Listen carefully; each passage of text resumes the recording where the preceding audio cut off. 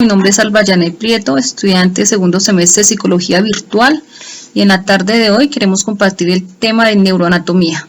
La neurociencia están divididas en conductual, que es la que está centrada en los elementos cognitivos, y la no conductual, que es todo lo relacionado con el sistema nervioso. De ahí entonces donde encontramos la neuroanatomía. Este es el estudio y estructura del sistema nervioso, identifica composición y relación, tanto independiente como en red con el comportamiento, cuyo fin es el estudio de la estructura y organización de esos sistemas, desde su nivel microscópico, es todo lo que está relacionado con las células, hasta lo macroscópico, los tejidos y los sistemas. Volviendo un poco a la historia, Almagedón de Crotona, en el siglo V a.C., describió los nervios ópticos encontrados en el curso de sus investigaciones y propuso que el cerebro era el asiento del pensamiento y las sensaciones y los sentimientos en el corazón. Andrés Bersalio nos decía que la actividad mental se encuentra en el tejido nervioso del cerebro y no en el líquido cefalorraquídeo. Y finalmente no podemos hablar de la neurociencia sin hablar de Ramón y Cajal, quien nos dice que es uno de los pioneros de la investigación estructural. Identificó que las neuronas son las células que transmiten información unas a otras, pero están separadas unas de otras, dando paso a la teoría neuronal. Ahora vamos a hablar sobre lo que es la neurona. La neurona es las células nerviosas, las cuales transmiten la información sensitiva y motora. No están unidas anatómicamente, poseen estructuras que ayudan a su proceso metabólico y funcional. Tienen la capacidad de comunicarse con precisión, rapidez y a larga distancia con otras células. Las neuronas transmiten señales eléctricas denominadas impulsos nerviosos. Cada neurona establece conexión con miles de neuronas vecinas. Para realizar una acción, el cerebro selecciona las neuronas apropiadas para que el cuerpo ejecute esa acción y no otra. Tenemos las partes de la neurona. La neurona está compuesta por un cuerpo celular o soma, el cual contiene el núcleo retículo endoplasmático, que es el encargado de generar la síntesis de proteínas y es donde se fabrican las moléculas. Las dendritas, que son prolongaciones que actúan como receptores de señales a otras neuronas, reciben esos impulsos y los envían hasta el soma de otra. El axón, el cual transmite señales eléctricas llamadas potenciales de acción, es la unidad conductora por la que pasan los impulsos a toda velocidad. Y las vainas de mielina, las cuales están cubiertas de grasas, permiten que los impulsos eléctricos se transmitan de manera rápida y eficiente a lo largo de las neuronas.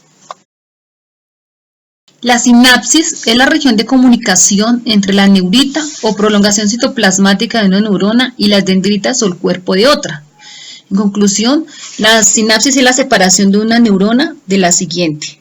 Tenemos tipos de neuronas que son multipolares, unipolares, bipolares y piramidales.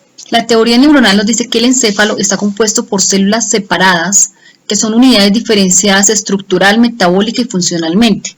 Las neuronas son unidades básicas de señalización del sistema nervioso. Cada una de estas células está aislada con prolongaciones que arrancan del cuerpo neuronal. Esta teoría está fundamentada por unos principios. La polarización dinámica nos dice que las señales eléctricas fluyen en dirección predecible y constante y solo en una dirección. Siempre la información ingresa por las dendritas y sale por el axón. Y la especificidad de conexiones. Dice que plantea que no hay continuidad citoplasmática entre las células nerviosas. Cada neurona forma sinapsis y se comunica con determinadas células y no con otras. Ahora vamos a compartir lo que son las neuroglías. Las llamadas células gliales son las células del sistema nervioso que rodean las neuronas y actúan como apoyo en el proceso metabólico y estructural. Tenemos algunas funciones: dar soporte, estructura y consistencia en el encéfalo, separar o aislar ciertas neuronas, producir melanina, recoger desechos, neuronas muertas, mantener concentración de iones de potasio de líquido extracelular, guiar la migración neuronal y crecimiento de axones, formar una capa impermeable denominada barrera hematoencefálica, la cual previene el paso de tóxicos de la sangre al sistema nervioso.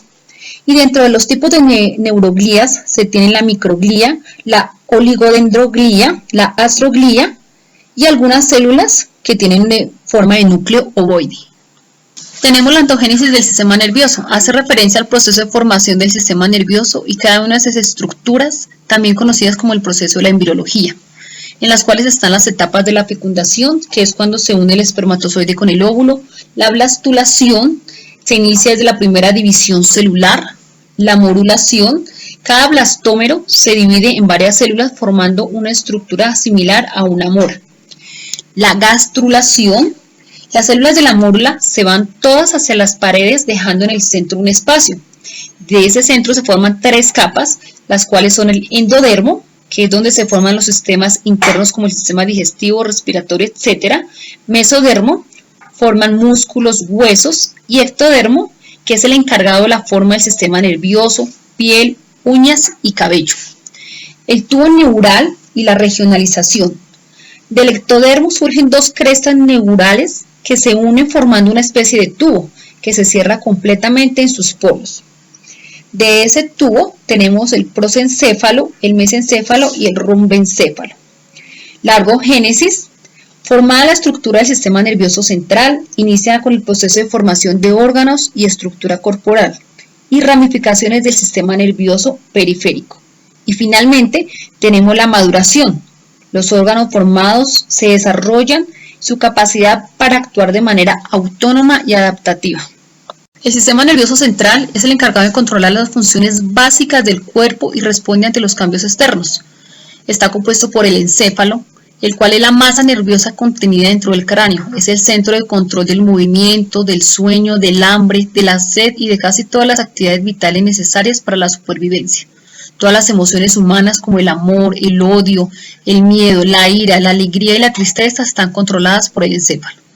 Y tenemos la médula espinal, que una de las funciones es la de inervar los músculos y las glándulas del cuerpo para su funcionamiento. Y la segunda consiste en obtener información del medio a través de órganos sensoriales y transmitirla al cerebro.